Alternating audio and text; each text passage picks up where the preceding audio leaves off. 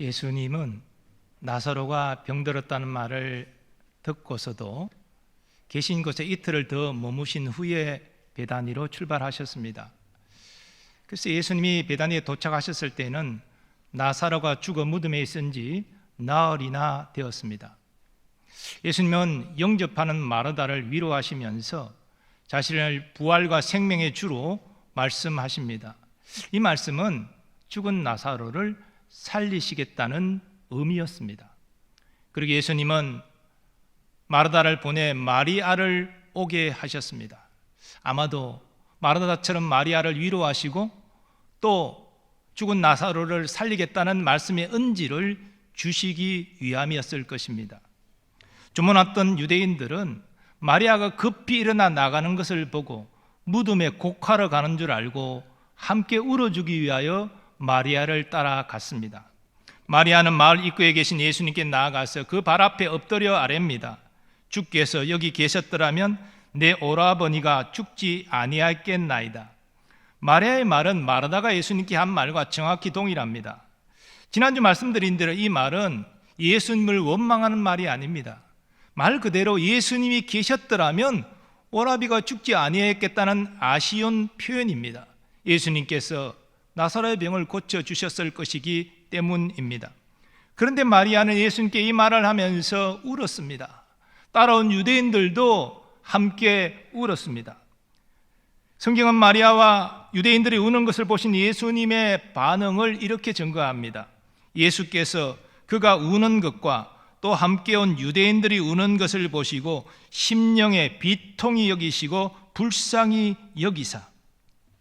예수님이 심령에 비통히 여기셨다는 이 말은 크게 두 가지로 해석이 됩니다.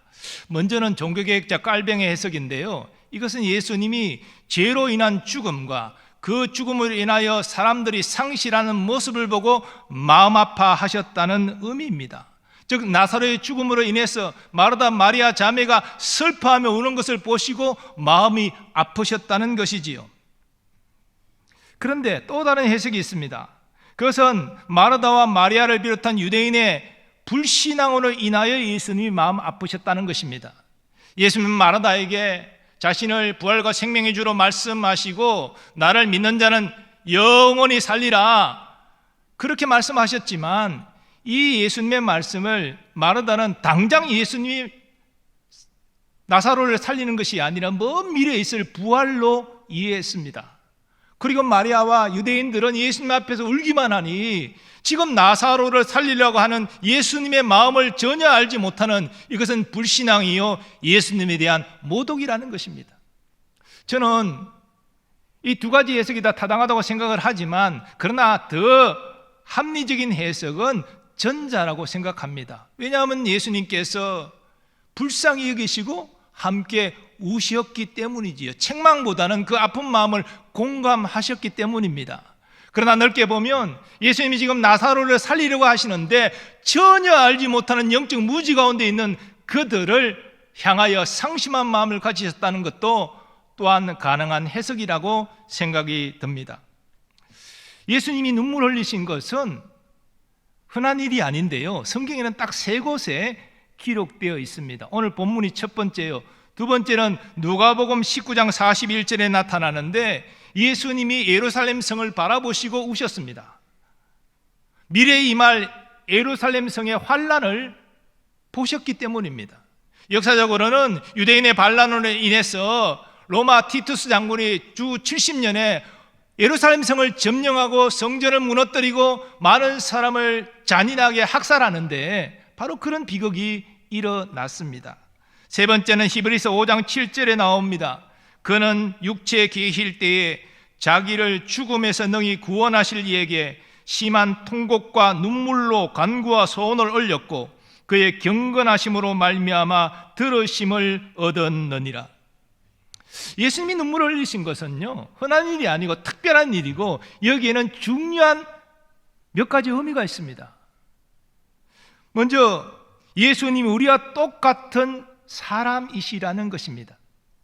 초대교회에 가연설 이단이 있었는데 이들은 영지주의자들로서 영이신 하나님이 사람이 되시는 것을 받아들일 수 없었습니다.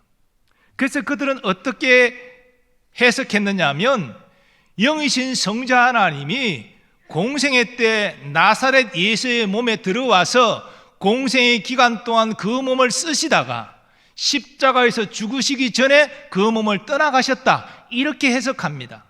이게 가연설 2단의 주장인데요. 그런데 예수님은 마리아의 몸에 성령으로 잉태되어 사람으로 태어나셨고 사람으로 사셨습니다. 오늘 마리아와 함께 우신 것은 예수님이 물론 하나님이시지만 또한 우리가 똑같은 사람임을 분명히 증거하는 것입니다. 실로 예수님은 사람으로서 사람의 연약함을 아시고 사람의 고통을 공감하십니다. 그래서 오라비를 잃고 눈물 가운데 있는 마리아와 더불어 우신 것입니다. 특별히 예수님은 사랑함으로 우셨습니다. 사랑하는 나사로가 죽은 일로 인해서, 사랑하는 마르다와 마리아가 죽은 오라비로 인하여 슬퍼 우는 것을 통하여서 사랑함으로 우셨습니다. 유대인들도 예수님이 나사로를 얼마나 사랑하셨는지 인정했습니다. 보라, 그를 얼마나 사랑하셨는가. 그러나 믿음 없는 사람들은 예수님을 여전히 비난합니다. 맹인의 눈을 뜨게 한 이 사람이 그 사람은 죽지 않게 할 수 없었더냐. 이들은 마치 예수님이 잘못해서 나사로가 죽은 양 예수님을 비난했습니다. 아마도 이들은 유대 종교 지도자들인 바리새인들이었을 것입니다.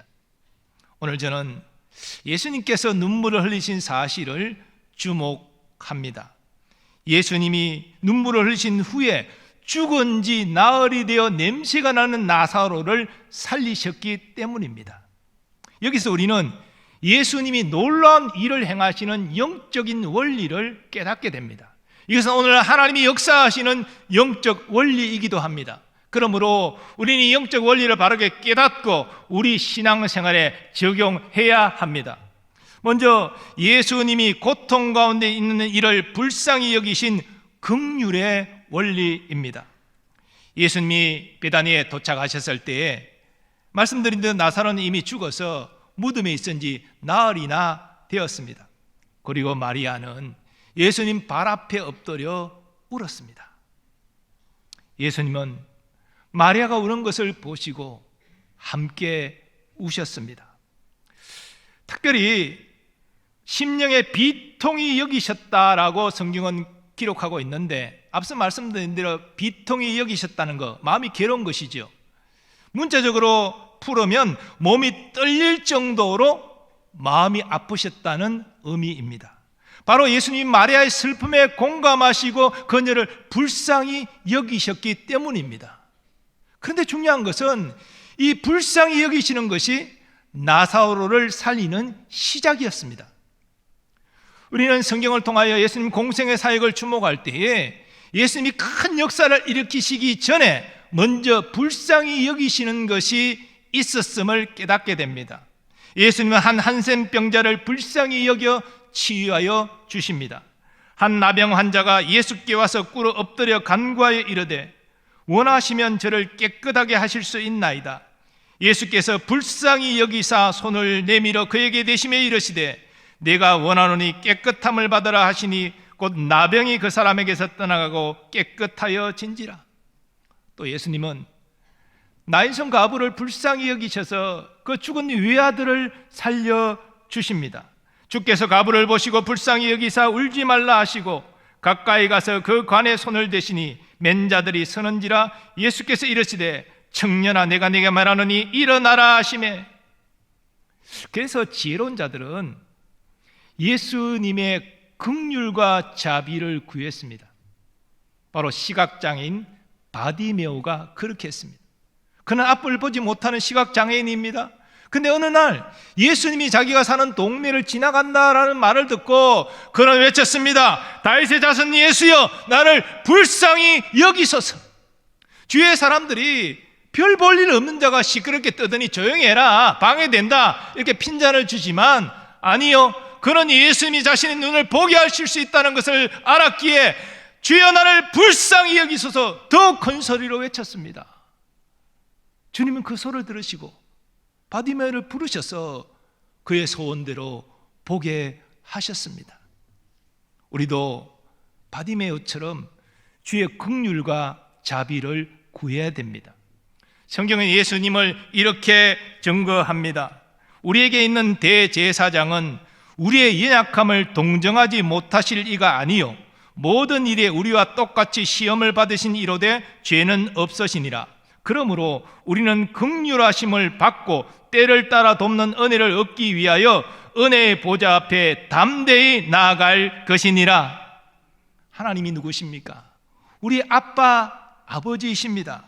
그리고 하나님은 우리의 모든 고난과 고통을 다 아십니다. 우리는 하나님 앞에 감출 것이 없습니다. 그리고 하나님 앞에 우리의 고난과 고통을 말하는 것은 부끄러운 것이 아닙니다. 자존심이 세울 것 없습니다. 우리는 우리의 고난과 고통을 호소하면서 바디메오처럼 주여 나를 불쌍히 여겨 주옵소서 그렇게 간구해야 됩니다. 자기 아들을 아끼지 아니하시고 우리를 위하여 내어주신 하나님께서 우리 호소를 들으사 우리를 불쌍히 여기시고 우리를 도와주실 것입니다. 두 번째로 하나님이 일하시는 영적 원리, 예수님이 눈물을 흘리신 사랑의 원리입니다. 예수님은 마르다와 마리아를 불쌍히 여기셨습니다. 그러나 그것이 전부가 아니죠. 마리아의 우는 모습을 보시고 함께 우셨습니다. 실로 예수님과 나사로 남매는 사랑으로 끈끈이 연결되어 있었습니다. 그래서 마르다와 마리아가 오라비 나사로가 병든 사실을 예수님께 알릴 때 이렇게 말했습니다. 주여 보시옵소서 사랑하시는 자가 병들었나이다.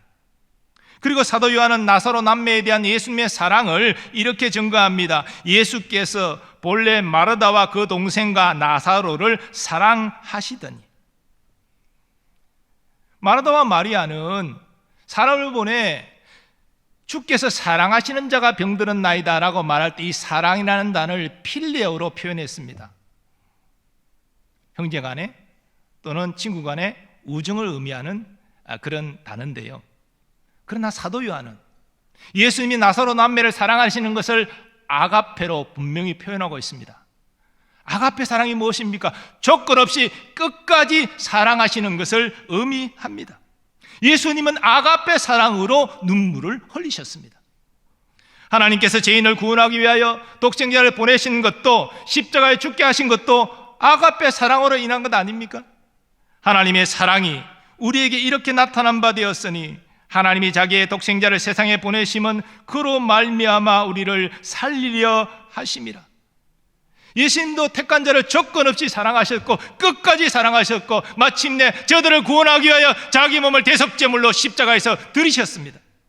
유월절 전에 예수께서 자기가 세상을 떠나 아버지께로 돌아가실 때가 이런 줄 아시고 세상에 있는 자기 사람들을 사랑하시되 끝까지 사랑하시니라. 그러므로 하나님이 일하시는 영적 원리는 먼저는 불쌍히 여기는 것이지만 두 번째는 아가페 사랑을 베푸시는 것입니다. 그 과정 가운데 예수님은 눈물을 흘리셨습니다. 우리가 어려운 형편에 있는 자들을 불쌍히 여길 수 있지요. 귀한 것입니다. 기도하고 또 물질적인 도움도 줍니다. 긍휼의 마음이 있기 때문에 그렇게 하는 것이죠. 그런데 이 긍휼의 마음으로 끝나면 시간이 지나면 그 사람을 잊어버립니다. 그러나 우리에게 주님 주신 아가페 사랑이 부어지면 그의 문제가 해결될 때까지 계속 기도합니다. 그가 완전히 회복될 때까지 여러 가지로 돕고자 노력합니다. 그것이 아가페 사랑입니다. 그러므로 우리는 하나님께 불쌍히 여겨 주옵소서 간구할 뿐 아니라 하나님이 나를 어떻게 사랑하시는지 그 변함없는 아가페 사랑을 의지하여 또한 간구해야 합니다. 고난 가운데 있는 자를 불쌍히 여길 뿐 아니라 사랑의 눈물을 흘리신 예수님처럼 하나님께서 우리가 하나님의 사랑을 바라고 간구할 때 들으시고 응답하여 주실 것입니다. 세 번째로 예수님이 놀라운 이적을 행하시는 권능의 원리입니다. 예수님은 죽은 나사로로 인해서 슬퍼하는 마리아를 보시고 마리아를 불쌍히 여기셨습니다. 그리고 마리아의 울음과 동참해서 사랑의 눈물을 흘리셨습니다. 그러나 거기에서 한 걸음 더 나아가십니다. 이제 그 문제를 해결해 주고자 하십니다. 예수님이 어떻게 마리아와 마르다 슬픔의 이 문제, 나사로가 죽은 문제 해결하십니까? 이어지는 말씀을 보면 나사로의 무덤을 막고 있는 돌을 옮기라 명하시고 하늘을 우러러 하나님께 감사 기도하시고 이어서 이렇게 큰 소리로 외치십니다. 나사로야 나오라! 성경은 이때 일어난 일을 이렇게 증거합니다. 죽은 자가 수족을 배로 동인 채로 나오는데 그 얼굴은 수건에 쌓였더라. 예수님은 권능의 말씀으로 죽은 나사로를 살리셨습니다. 성경은 예수님이 하늘 아버지께로부터 성령과 능력을 기름부터 부음받으셔서 그 성령의 권능으로 놀라운 일을 행하셨음을 증거합니다. 그런데 사도행전에 보면 예수님이 아니라 예수님의 제자들도 성령의 권능으로 놀라운 일을 하였음을 증거합니다. 사도 베드로는 사도 요한과 함께 성전에 올라가는데 미문에 앉아서 구걸하던 한 사람을 보게 됩니다. 사도 베드로는 이렇게 담대히 선포했습니다. 은과 금은 내게 없거니와 내게 있는 이것을 내게 주노니 나사렛 예수 그리스도 이름으로 일어나 걸어라. 그리고 구걸하던 그 사람을 오른손을 붙잡고 일으킵니다. 그때 놀라운 일이 일어났습니다. 발과 발목이 곧 힘을 얻고 뛰어서서 걸으며 그들과 함께 성전으로 들어가면서 걷기도 하고 뛰기도 하며 하나님을 찬송하니. 사도 베드로는 주님이 주신 긍휼과 사랑의 마음으로 가득했습니다. 그래서 그에게 예수의 이름으로 일어나 걸어라 명했고 그 오른손을 붙잡고 일으켰습니다. 그랬더니 그가 일어나 걷고 뛰고 하나님을 찬미했습니다. 그런데 이 기적은 베드로의 고백대로 그의 경건과 능력으로 말미암은 것이 아니었습니다. 사람에게는 그런 능력이 없습니다. 베드로의 믿음을 통하여서 하나님께서 놀라운 권능을 행하신 것입니다.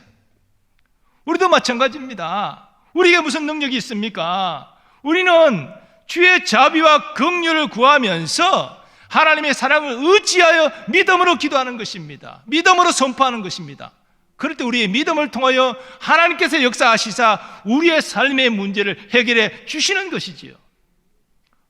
또한 하나님께서 우리에게 이웃을 긍휼히 여기는 마음을 주시고 이웃을 사랑함으로 눈물을 흘려 기도하게 하시고 우리의 눈물의 기도를 통하여서 하나님의 권능이 역사되는 그런 놀라운 일을 보기를 소원합니다.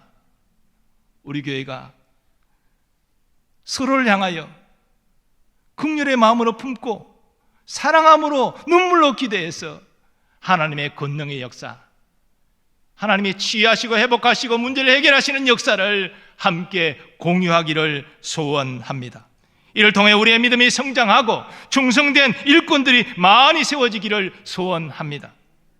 하나님은 죄와 저주 가운데 있는 우리를 불쌍히 여기시고 사랑하심으로 독생자 예수 그리스도를 보내 우리를 구원하셨습니다. 하나님의 긍휼과 사랑과 권능으로 우리를 자녀 삼으신 것입니다. 그리고 지금도 하나님은 긍휼과 사랑과 권능의 원리로 우리의 삶에 개입하시고 역사하시고 문제를 해결해 주십니다.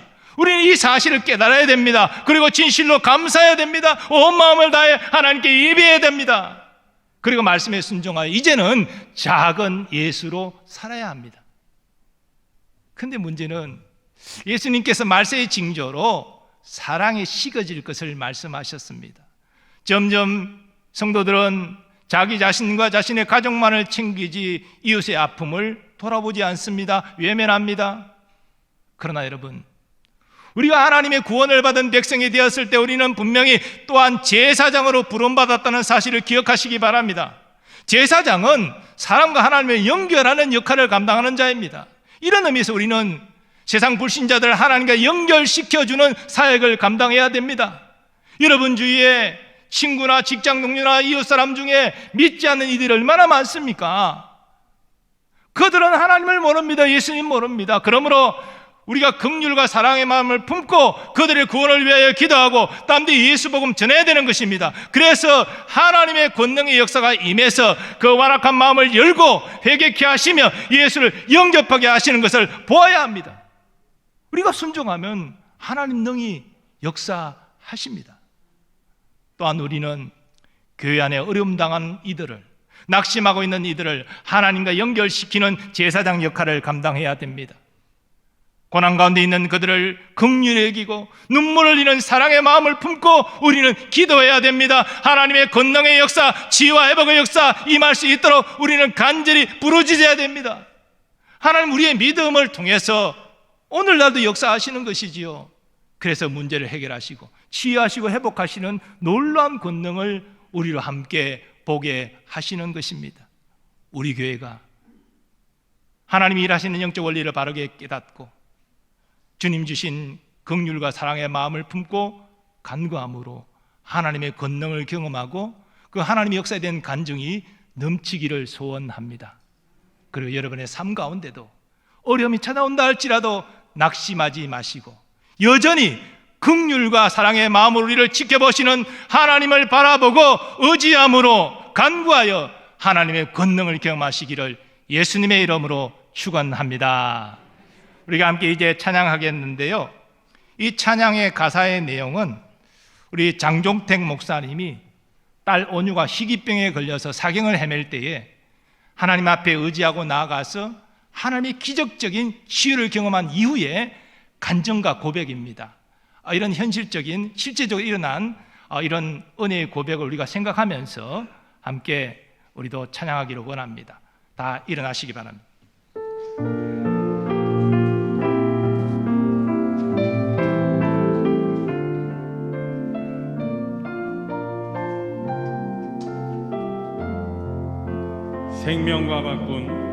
생명과 바꾼 주의 사랑을 잊지 않게 하소서. 나를 위해 흘렸던 주의 눈물 잊지 않게 하소서. 주의 긍휼과 주의 선하심 내가 묵상하오니 내 영혼 위에 베푸신 주의 은혜 잊지 않게 하소서. 감사합니다.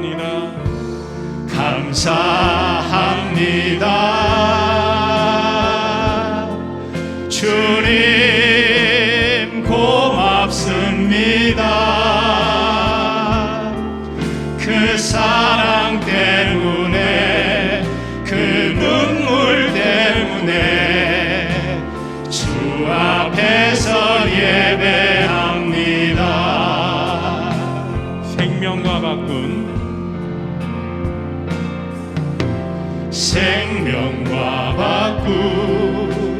주의 사랑을 잊지 않게 하소서.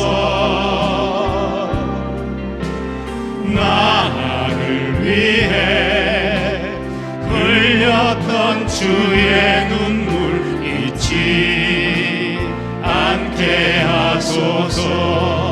주의 긍휼과 주의 선하심 내가 묵상하오니 내 영혼 위에 베푸신 주의 은혜 잊지 않게 하소서. 우리 손 들고 고백합니다. 감사합니다. 주님 고맙습니다. 그 사랑 때문에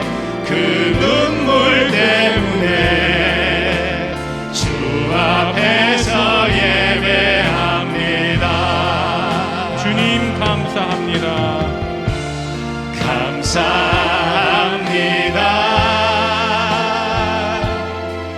주님 고맙습니다. 그 사랑 때문에 그 눈물 때문에 주 앞에서 예배합니다. 그 사랑 때문에 그 사랑 때문에 그 눈물 때문에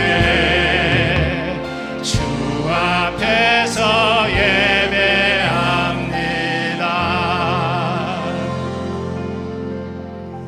오늘 받은 말씀 두 가지 제목으로 함께 기도하기를 원합니다.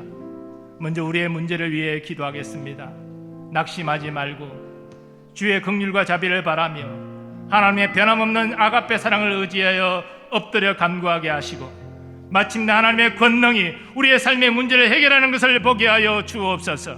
두 번째, 우리를 제사장으로 부르신 하나님의 뜻을 깨달아 우리 주의 고난과 고통 가운데 아파하는 이들을 긍휼히 여기고 사랑의 눈물로 기도하여 하나님의 권능으로 문제를 해결하는 아버지의 도구로 쓰임받게 해달라고 주여 한 번에 치고 합심하여 기도하겠습니다. 주여, 오늘 주님께서 나사로 남매를 긍휼히 여기시고 사랑하심으로 눈물을 흘리셔서 권능의 말씀으로 문제를 해결하여 주셔서 나사로를 살리신 것을 보면서 하나님, 우리도 간구할 소원이 생기게 하시니 감사합니다. 지금 우리가 어떤 고난과 어려움 가운데 있습니까?